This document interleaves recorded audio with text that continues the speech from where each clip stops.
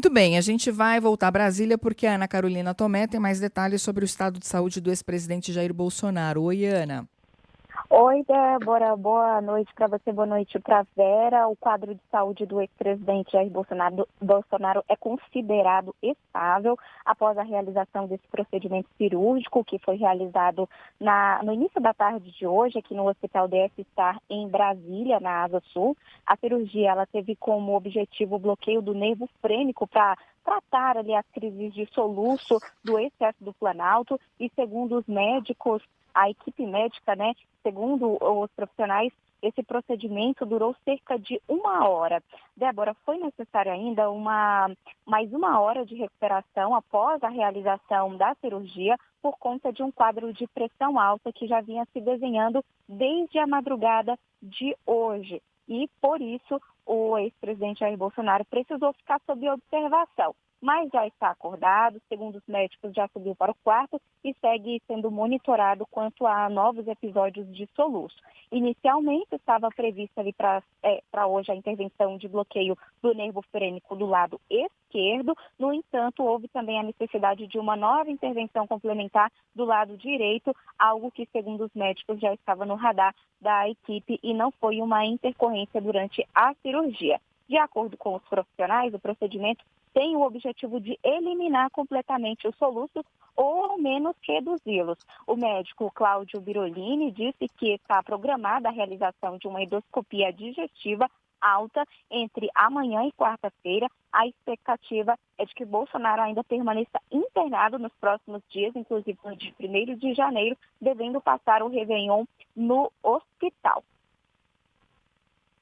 Ainda está prevista a realização de uma nova endoscopia digestiva alta. Possivelmente, a gente não decidiu ainda se vai fazer amanhã ou na quarta-feira. E a gente está trabalhando com a hipótese de que, se não houverem novas intercorrências, novos problemas, que ele fique aqui até o dia 1º, até quinta-feira.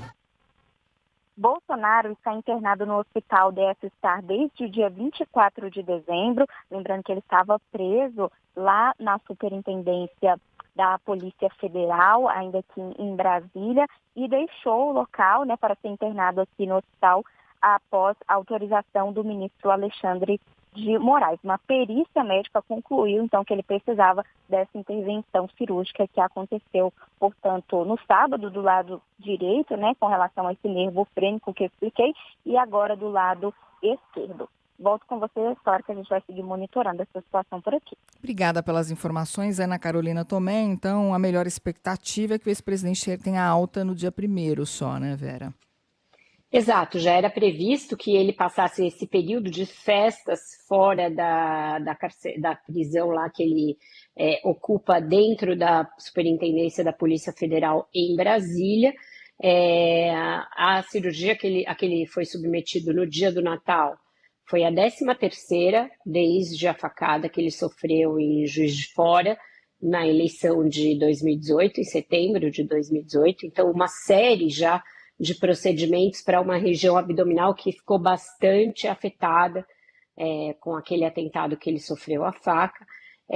Na semana passada, ele operou 2 hérnias que ele tinha na região da virilha, hérnias inguinais, uma de cada lado, uma do lado esquerdo, uma do lado direito, e agora foi um procedimento adicional para tentar solucionar esses soluços recorrentes que ele tem e que são descritos ali pela família e pelos médicos. Portanto, esse período ele passou fora da prisão, isso com segurança reforçada no hospital, com acessos restritos. Isso gerou, inclusive, uma série de reclamações da família, de que o pai estava sendo operado e não podia contar com a presença constante dos filhos, etc.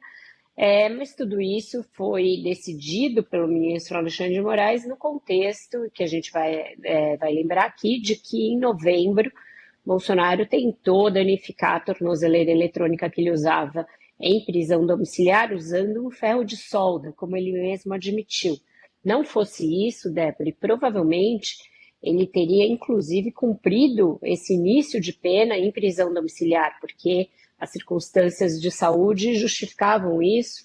Já havia o precedente do ex-presidente Fernando Collor de Mello, Portanto, havia indicações de que ele podia ter o início da sua pena já em prisão domiciliar, mas isso foi impedido pelo comportamento do próprio ex-presidente. Agora ele está numa prisão, uma prisão ali na qual os médicos têm todo o acesso a ele durante todo o tempo, é franqueado esse acesso de forma ilimitada e não precisa de autorização prévia do ministro, mas os demais integrantes da família, aliados políticos, etc., não.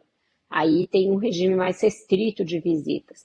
E ele deverá voltar para esse regime depois de deixar o hospital. Essa circunstância de saúde vai levar a que a defesa do Bolsonaro insista na necessidade de ele ir para uma prisão domiciliar, alegando que essa situação a situação dele de saúde é muito frágil, que essa circunstância é muito delicada e que ele, numa cela pequena e sem acesso constante da família, acaba tendo pioras, até em razão de um quadro emocional. Então, vamos ver no início do ano, passado aí esse período de recesso, se o ministro Alexandre de Moraes reconsidera, reavalia essa situação e manda o Bolsonaro para cumprir pena em casa. Mas eu acredito que não será tão rápido em razão do que ele mesmo fez com a tornozeleira.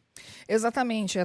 Inclusive, o STF tem atendido, né, a todos os pedidos da defesa, quando ele precisa, ou seja, de internação ou de acompanhamento médico.